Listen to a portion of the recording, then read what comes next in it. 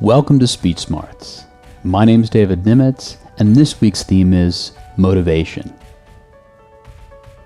Zig Ziglar once said, "Motivation is like bathing.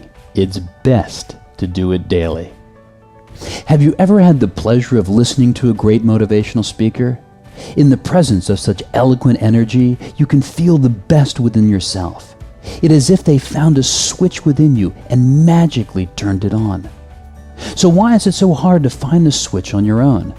Perhaps you pop in a DVD or CD to recapture the feelings you felt when you purchased their program, remembering the beads of inspired sweat dripping from your brow. The supercharged concepts and sublime stories trigger that unstoppable feeling, and voila! You're motivated. For a little while. Why? To motivate your audience, you must discover what motivates you.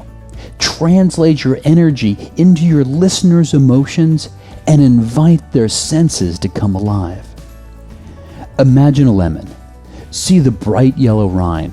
Cut it in half. Hear the sound of the knife cutting through the flesh.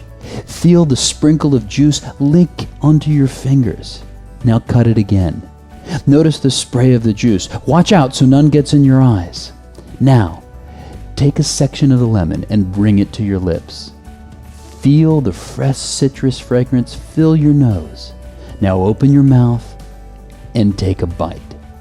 Taste the sour juice as the acidic flavor bursts onto your tongue. Now, or in a few moments, you will notice your lips puckering and your mouth watering.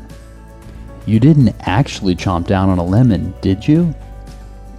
But you had the experience, didn't you? A vivid description invites your listener's senses to come alive. Use your words to touch as many senses as possible. Even if you're talking about abstract concepts, make them concrete through sensual metaphors. Ideas are like butterflies resting on your nose. Their teeny feet tickling your skin and forcing you to cross your eyes just to see them. Any sudden movement and they flutter away. Whether it's the wings of a butterfly or the tang of a lemon, once you awaken the senses, you start motivating the emotions.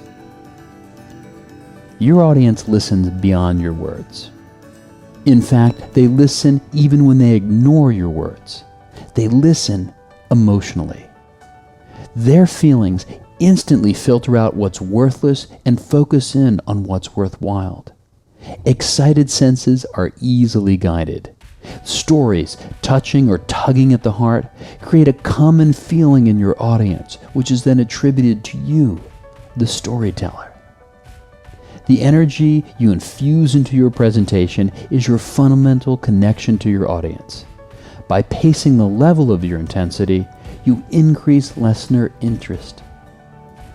Your energy level guides the emotional experience of your listeners. How much they pay attention depends on their emotional motivation. So what motivates you to raise your energy, to step up and speak out, to engage and enliven? It is often such an intimate part of you, you can't even see it. Why? Because you are so accustomed to looking through your motives, you rarely look at them. What motivates you is simply what fills you with energy. Ineffective speakers tell other people's stories, which they found motivational. This rarely works because you're not connected to the story. It's not your story. Your great speeches will flow out of discovering why a story or an idea touches you. When you share the story of your discovery, you recapture the energy and convey your emotions naturally. When you stop trying to motivate your listeners and simply present what motivates you, to your surprise and your audience delight, everyone feels motivated. Motivational speaking is a function of personal dynamism, not content. The force of your dynamism flows from the wellspring of your motives, quenching your listeners' senses and bathing them in emotionally enlivening energy.